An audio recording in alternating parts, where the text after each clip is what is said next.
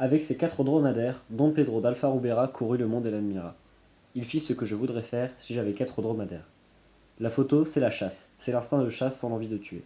C'est la chasse des anges. On traque, on vise, on tire, clac. Au lieu d'un mort, on fait un éternel. C'est suite à cette célèbre citation de Chris Marker que ma passion et mon amour pour le documentaire est né.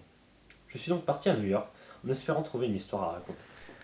New York, 1972. Je ne savais pas que cette ville était dans un tel désastre. Les ruines, la pauvreté et la famine menaçaient les New-Yorkais. Malgré ce mal, la vie continuait et les citoyens n'attendaient qu'un retour à la paix. On était en période d'élection. Ça faisait 7 mois que les candidats à la mairie enchaînaient les meetings. Mais un en particulier est en tête dans les sondages. William Modesty. Il était le favori de tous les citoyens. Tout le monde était certain qu'il serait maire.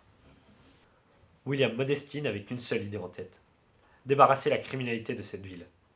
Il voulait faire de grandes réformes au sein de la police pour nettoyer la ville du mal et de la corruption.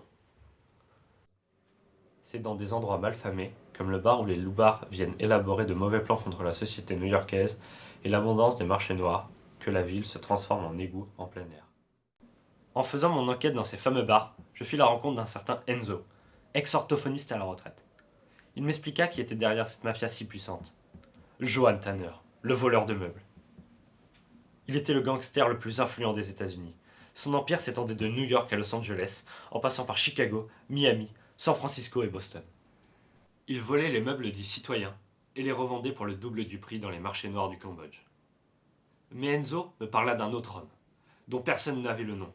Cette personne combattait Johan Tanner. Cette personne, c'était Spider-Man. Peu de gens ont réussi à prendre Spider-Man en photo, du fait de son agilité. En effet, il pouvait marcher sur les murs et tisser des toiles, d'où son nom d'homme araignée. Mais malgré tout, j'ai réussi à m'en procurer une. J'ai mis du temps à voir Spider-Man, mais je l'ai trouvé. Vous ne le voyez pas? Ici, bien caché. Je décida alors d'enquêter sur ce mystérieux Spider-Man. Enzo, encore une fois, me fit part du peu d'informations qu'il avait sur lui. Il me donna une adresse qui serait, selon les rumeurs, l'emplacement d'une ancienne base de Spider-Man. C'était un véritable taudis de junkie, vraiment répudiant. Mais au-delà de l'aspect pas très accueillant, je trouvais sur les meubles et par terre des croquis étranges qui représentaient différents types de toiles d'araignée. Soudain, retentit un bruit très puissant provenant du centre-ville. Je m'empressai de revenir à Manhattan. Plus je me rapprochais, plus j'entendais les gens parler de ce qui se passait. C'était le combat final. J'entendis alors les citoyens s'exclamer. William Modesty a disparu! Spider-Man se manifeste! Johan Tanner attaque la ville, regardez! Personne n'en revenait. C'était le point d'orgue du conflit qui pourrait marquer la ville à tout jamais. J'étais stupéfait, et ce que je vis relevait du fantastique. Alors que Spider-Man se balançait d'immeuble en immeuble, en laissant de gigantesques toiles derrière lui, Johan tenait William Modesty de la main gauche et jetait des meubles sur Spider-Man pour l'assommer. Je n'arrivais pas bien à voir ce qu'il se passait. Manhattan se détruisait devant nos yeux. Le combat semblait ne jamais s'en finir. Spider-Man n'osait pas attaquer Johan, de peur de toucher le maire. Soudain, Spider-Man profita d'un moment d'inattention pour immobiliser Johan. Le gangster était vaincu.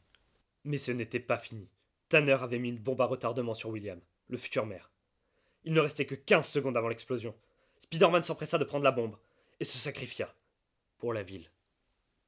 Pour l'humanité. Been a long day without you, my friend. And I'll tell you all about it when I see you again.